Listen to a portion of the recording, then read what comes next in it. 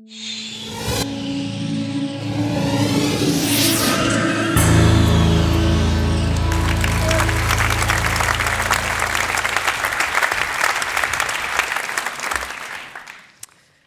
David. Bonjour à tous. Vous avez remarqué que maintenant que Catherine nous a rassurés sur le fait que le cerveau n'avait pas de sexe et que les femmes étaient aussi intelligentes que les hommes, on va avoir des intervenants féminins.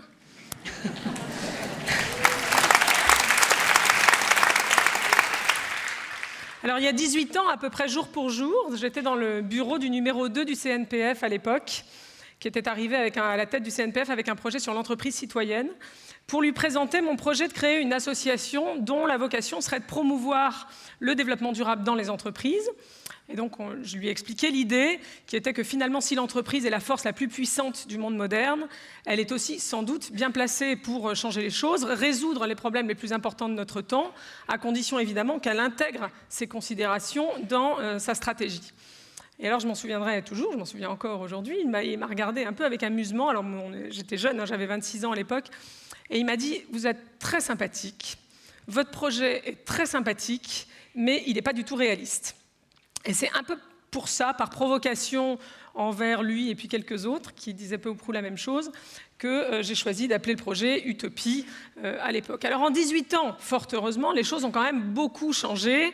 L'association est devenue un cabinet de conseil. L'ex-numéro 2 du CNPF, dont je ne vous dirai pas où il officie désormais, ne dit plus du tout la même chose quand il parle de développement durable dans les entreprises. Et la prise de conscience des questions de développement durable dans les milieux économiques et politiques a quand même beaucoup progressé. On a aujourd'hui, je crois, 9 entreprises sur 10 dans le CAC 40 qui ont une direction développement durable, souvent rattachée à la direction générale. Donc, la bonne nouvelle aujourd'hui, c'est que tout le monde fait du développement durable, c'est plus du tout une utopie. Mais la mauvaise nouvelle, c'est que ça ne marche pas. La vogue du développement durable dans les entreprises, autrement dit, ne change rien ou presque aux impacts de nos activités sur l'environnement. Pourquoi ? Parce que l'impact absolu de ces activités continue de progresser. Alors évidemment, on a fait quand même des progrès significatifs. Il faut aujourd'hui 30% de ressources naturelles en moins pour produire une unité de PIB par rapport à il y a 30 ans. Bonne nouvelle. Le problème, c'est que dans le même temps, donc dans les mêmes 30 ans, les quantités de ressources naturelles dont nous avons besoin pour mener nos activités, celles que nous consommons chaque année, ont-elles augmenté de 50%. Alors pourquoi ça ? Parce qu'évidemment, la croissance économique, l'augmentation de la population font que sur la plupart des marchés, l'explosion des ventes, l'explosion des ventes fait plus que compenser les progrès réalisés. Alors on pourrait prendre plein d'exemples, la téléphonie mobile, l'automobile, les appareils électriques dans les foyers. Je vais prendre l'automobile. En 20 ans, 30 ans, on a beaucoup réduit la consommation de carburant des automobiles et évidemment les émissions de CO2 de ces automobiles. Le problème, c'est que dans le même temps, là où il y a 30 ans, vous aviez peut-être 50 à 60% des foyers français qui avaient une automobile ou un véhicule particulier. Aujourd'hui, vous en avez plus de 90, 95. Et dans la plupart des cas, les gens n'ont pas une voiture, mais 2 ou 3. Et en plus, on l'utilise pour des trajets absolument quotidiens sur lesquels on n'utilisait pas la voiture à l'époque. Et donc, la quantité d'émissions de CO2 liées à l'utilisation des véhicules particuliers a augmenté, alors même que les émissions par voiture ont diminué. Alors, comment on en est arrivé là ? C'est assez simple. On a en fait l'approche actuelle du développement durable menée dans les entreprises, que j'appelle le développement durable 1.0, est très centrée sur les process internes, les usines, la production. L'objectif, c'est de limiter les impacts négatifs de ce qu'on fait, limiter les pollutions, limiter les consommations d'énergie, ça tombe bien, ça fait gagner de l'argent en plus, prévenir les risques de crise d'image, crise sociale ou environnementale, et au fond, continuer à faire la même chose. Et d'ailleurs, c'est souvent comme ça que les chefs d'entreprise comprennent le terme développement durable. Ils disent « Ah oui, on va se développer durablement ». Donc finalement, on a changé les façons de faire. Ils le disent. Finalement, on a changé les façons de faire, mais pas fondamentalement ce qu'on fait. Un détail révélateur de ça, c'est que souvent aujourd'hui dans les entreprises, la stratégie de développement durable, vous avez une petite stratégie de développement durable à côté de la grosse stratégie de business, celle qui mène l'entreprise. Il y a très peu de connexion entre les deux. Pour le coup, ce n'est pas comme le cerveau droit et le cerveau gauche. Il y a très peu de développement durable dans les stratégies de business et, on peut le regretter, très peu de business dans les stratégies de développement durable. C'est dommage évidemment parce que c'est le business qui mène les entreprises. Autre détail révélateur, à ce stade, on trouve très peu de produits responsables, j'ai envie de dire, dans l'offre de produits ou services des entreprises. Il y a généralement, même dans les entreprises les plus engagées, une gamme marginale. Quand vous regardez ce que ça représente en termes de chiffre d'affaires, si vous arrivez à 1 ou 2%, c'est formidable. Il y a très peu de moyens marketing mobilisés dessus. Autrement dit, les stratégies de développement durable actuelles ont changé les procédures, les pratiques internes des entreprises, mais pas vraiment leur offre de produits et services, pas vraiment non plus leur stratégie commerciale. Et le problème qu'on a, c'est que si on ne change pas l'offre, en réalité, on ne change pas grand-chose. Je vais continuer avec mon exemple de l'automobile, qui a fait des efforts colossaux pour améliorer ses process de production. Le problème, c'est que 12%, si vous regardez l'impact climatique de l'automobile, 12% seulement de cet impact vient de ces usines, et 80% vient des voitures en circulation. Pour être clair, ça ne veut pas dire grand-chose du coup, comme l'a fait un certain constructeur français que je ne citerai pas, d'avoir des usines avec la certification environnementale ISO 14000 si vous lancez le 4x4 l'année ou la semaine même où les Américains les arrêtent. À la limite, il vaudrait mieux produire des voitures propres dans des usines pas très propres que l'inverse, ce que fait généralement l'industrie automobile, l'idéal étant évidemment qu'on ne fasse pas dire l'inverse, de produire des voitures propres dans des usines propres. Comme j'ai rien contre l'industrie automobile, j'ai même du mal à me passer de ma voiture, pour être complètement honnête, je prends un autre exemple, les banques. Les banques ont dit pendant des années qu'elles n'avaient pas d'usine, pas d'impact environnemental, puisque pas d'usine polluante. Alors, elles ont dit, on en voit un en bas à gauche, on veut bien faire des efforts, notre PDG va utiliser une voiture écologique ou un vélo, on va recycler le papier, on va utiliser des ordinateurs un peu plus économes, mais à part ça, on ne peut pas faire grand-chose. Jusqu'au jour où un certain nombre de gens, et manque de peau pour les banques, c'était souvent des ONG un peu virulentes, se sont rendus compte que si les banques n'ont pas d'usine, il n'y a pas une usine dans le monde, y compris les plus polluantes, qui ne soit pas financée par des banques. Et donc, bien évidemment, l'impact des banques n'est pas dans les usines qu'elles n'ont pas, mais davantage dans les usines qu'elles financent, les critères sociaux, environnementaux qu'elles intègrent ou pas, en général, dans leurs produits et leur financement. Le problème, évidemment, étant que les produits financiers dits responsables représentent aujourd'hui rien ou pas grand-chose dans l'offre des banques et que les vendeurs, testez votre banquier, ne sont pas du tout formés de toute façon pour nous vendre ces produits. Alors ce que montrent ces exemples, c'est qu'être moins mauvais, ce qu'on fait aujourd'hui avec les stratégies de développement durable, ça ne va pas suffire à être bon. Et du coup, les opinions des militants comme des penseurs économiques convergent pour appeler une rupture. Ici, vous avez deux magazines, Enjeux les Échos, magazine économique, à gauche, The Ecologist à droite, magazine plutôt militant, qui disent la même chose en février 2009. Ils disent, en gros, la voiture individuelle, elle est morte, il faut autre chose, il faut une rupture. Et ne nous y trompons pas, c'est une question de survie pour les entreprises. Le dossier d'Enjeux les Échos commençait par raconter comment Renault aurait fait faillite dans 30 ans pour ne pas avoir vu ce qui est en train de se passer aujourd'hui.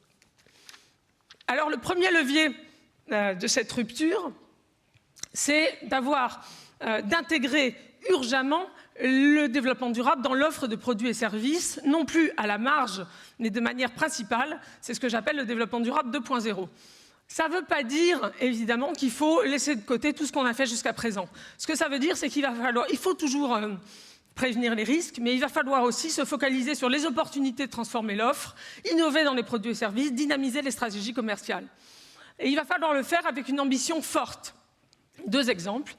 Ici, vous avez Philips, qui s'est engagé en 2007 à ce que 30% de son chiffre d'affaires viennent de produits verts en 2012, et Marks & Spencer, qui s'est engagé à ce qu'un produit sur deux porte une garantie développement durable dans ses magasins en 2015 et 100% des produits en 2020. Faites l'exercice, moi je le fais quotidiennement dans les entreprises. Quand vous avez ce niveau d'engagement, là c'est vraiment pris évidemment au sérieux. Le deuxième levier de rupture, c'est une approche proactive et la volonté de faire changer le marché plutôt que de le suivre. Autrement dit, souvent les entreprises disent « Ah oui, mais le marché n'est pas prêt ». La question n'est pas tellement de savoir si le marché est prêt, la question c'est de savoir qu'est-ce que vous faites pour qu'il le soit. Prenez l'exemple de Toyota avec la voiture hybride Prius. Non seulement Toyota a été la première à développer la technologie hybride, à l'époque où tout le monde s'en fichait à peu près, de sorte que tous les brevets dans le monde sur la technologie hybride aujourd'hui appartiennent à Toyota, et que n'importe quel constructeur dans le monde qui veut faire une hybride est obligé de racheter les brevets de Toyota, mais en plus, elle a dû mobiliser sa créativité et ses moyens marketing pour convaincre le marché que l'hybride était une option séduisante, parce que évidemment, le marché automobile est très mu par la puissance automobile, le caractère sexy de la voiture, etc., le statut social. Manque de peau, les hybrides, c'est plus cher, c'est plus petit, c'est plus compact, c'est plus moche, je sais, j'en ai une. Et donc, pour les convaincre, mais il fallait donc convaincre le marché, ça ne suffit pas de mettre le produit sur le marché. Pour faire ça, ils ont fait quoi? Ils ont convaincu des stars comme Leonardo DiCaprio d'arriver aux Oscars, etc., et de conduire de manière générale des hybrides, histoire de montrer qu'en termes de sexy et de statut social, ça faisait l'affaire. Ils ont aussi fait du lobbying en Californie pour qu'une personne seule conduisant la Prius puisse prendre la ligne de covoiturage, ce qui était une façon d'avoir un tampon officiel, une reconnaissance de la supériorité écologique de la voiture. Entre-temps, évidemment, la Prius a dépassé le million d'exemplaires vendus dans le monde en 2008, l'année où le baril a explosé. Du coup, à la fin de l'année, au salon de l'auto, Toyota était la seule marque à avoir une voiture qui n'était pas un prototype lancé dans 5 ou 10 ans, mais à avoir une voiture qui était déjà commercialisée. Et au-delà de son investissement en R&D, puisque Toyota reste aujourd'hui la première entreprise mondiale en termes d'investissement en R&D, même en 2010, année où ils ont fait des pertes, c'est aussi la seule et la principale à s'investir dans l'autopartage. Parce que la vraie alternative écologique demain sur l'automobile, c'est quand on sera 20 personnes dans cette salle à partager une voiture quand on en a besoin. Mais s'il se passe ça, il va falloir les construire autrement. Il faudra que quand je rentre dans la voiture alors que vous l'aviez avant, eh bien, il y ait, j'en sais rien, ma playlist sur la radio, l'école de ma fille sur le GPS, le siège dans la position qui me convient, etc. Il faut changer la façon dont on conçoit les voitures. Et ça m'amène au troisième, le dernier levier de cette rupture, et c'est alors là, souvent là, que ça bloque déjà sur les deux premiers, mais celui-là, ça bloque, c'est sûr.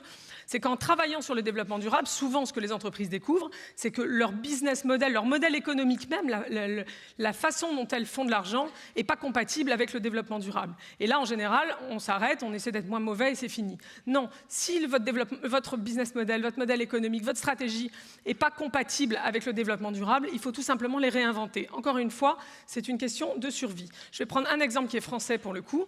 Botanique, entreprise familiale de jardinerie qui vend des pesticides chimiques, commence à s'engager dans le développement durable, puis se dit, bah oui, mais quand même, le problème, c'est que l'essentiel de notre business, fondamentalement, n'est pas compatible avec ça.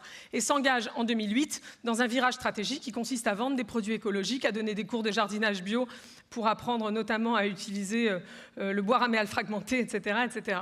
C'est un pari risqué, mais l'intégrité de la démarche est à ce prix. Je voudrais conclure par 2 citations. La première est une citation de Churchill, qui dit « Mieux vaut prendre le changement par la main avant qu'il ne vous prenne par la gorge ». C'est fondamentalement, alors de ça dont il s'agit à mon avis à tête, je crois, et c'est fondamentalement ce dont il est question en matière de développement durable dans les entreprises. Encore une fois, c'est une question de survie. On est au pied du mur, mais il faut changer le cœur du système maintenant et vite, sous peine de laisser à nos enfants une planète en piteux état. En même temps, me semble-t-il, c'est un challenge à la hauteur de ce qui donne du sens à une vie d'entrepreneur, clairement, à une vie professionnelle, voire à une vie tout court, à l'heure où chacun d'entre nous fera le bilan de ce qu'il a fait dans sa vie. Et comme le disait Anita Roddick, la fondatrice de Body Shop, qui m'a pas mal inspirée pour la création d'Utopie, il n'y a pas de répétition, vous n'avez qu'une vie, donc prenez-la en main et efforcez-vous d'être remarquable. Merci beaucoup.